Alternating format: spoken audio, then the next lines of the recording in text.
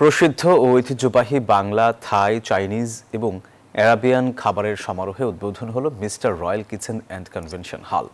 বুধবার সন্ধ্যায় মুগদায় মান্ডা ছাতা মসজিদ সংলগ্ন এই রেস্তোরাঁর উদ্বোধন হয়।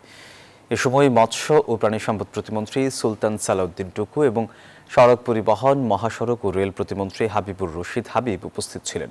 প্রতিমন্ত্রীরা শুভেচ্ছা বক্তব্যে বলেন, ব্যবসা একটি হালাল উপার্জনের উপায়। অনুষ্ঠানে প্রতিষ্ঠানের কর্ণধার আজিজুর রহমান আকন্দ, মনোয়ার হোসেন রানা সহ বিএনপি অঙ্গ সংগঠনের নেতাকর্মীরা উপস্থিত ছিলেন।